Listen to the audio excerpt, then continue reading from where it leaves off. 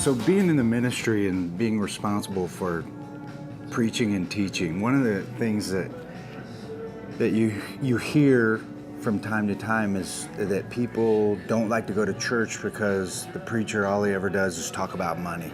And so today, in our time together, let's talk about money. Because the truth of the matter is it requires money to do ministry. And so what's going through the preacher's mind when he talks about money? For me, like, it's a spiritual growth issue. It's never really about, I mean, obviously the more resources that are available within the church, the more that we can do to advance the kingdom. So it's important, and we're encouraged by the faithfulness of God's people. But that's not what I think about when I think about money and when I'm teaching about money. I think it's one of the greatest obstacles to spiritual growth for people. A lot of people struggle with just being faithful in their giving on a consistent basis. And so there's this story. I've been hanging out in Mark, the Gospel of Mark, and there's this story where Jesus, he's hanging out with his disciples, and they go to the temple, and there are people that are giving their money, and so all these rich people are going in and they're tossing in these large gifts.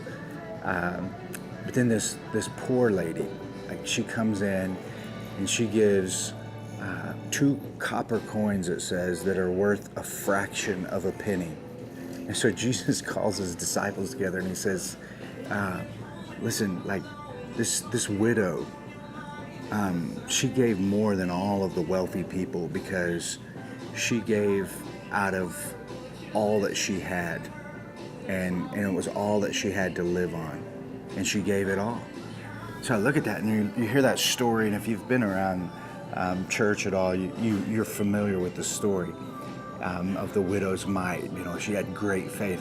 But one of the things that just jumped out of the passage for me as I was reading through it this week was verse 41. It says that Jesus sat down opposite the place where the offerings were put and watched the crowd putting their money into the temple treasury.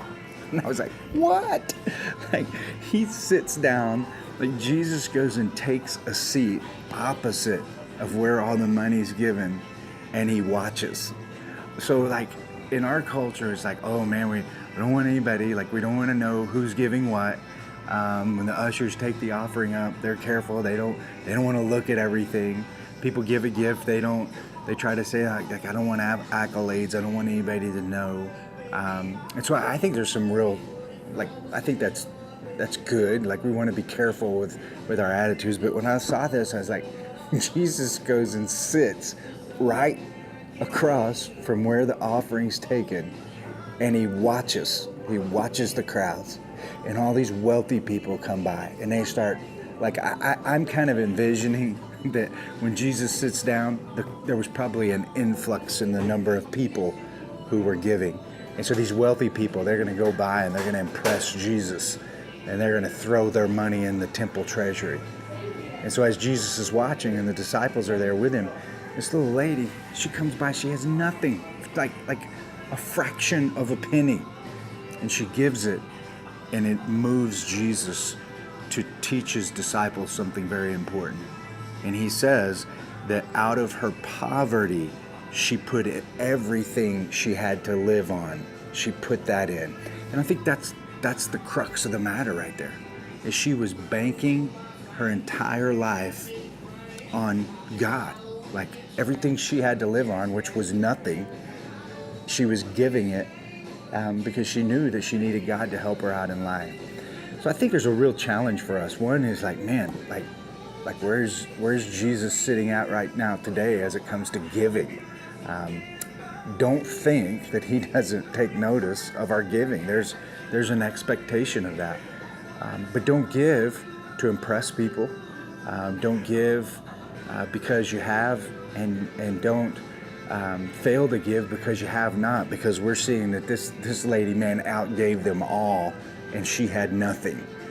And I for me, I want to challenge you to think about if this is bothering you right now, Like if the video and the content of the message today, like what I'm sharing is bothering you, there's some real spiritual issues going on in your life that you need to dig into, because you'll find the people that have found the freedom that comes from the give, it doesn't bother them. They when it's talked about, they're encouraged by it because they know about the freedom that when we come to an attitude that our entire lives are banked on God, like giving is just a natural response for the believer. It's just natural for me to give as it is to pray, as it is to love. It's just something that I do as a believer. So as you live your life out and you look at all that you have, be certain that you take some time to think about your attitude toward giving. Because if you're not a cheerful giver who's willing to sacrifice for the kingdom of Christ, there's an obstacle in your way, and you're experiencing bondage in your life in a place where the Lord really wants to set you free.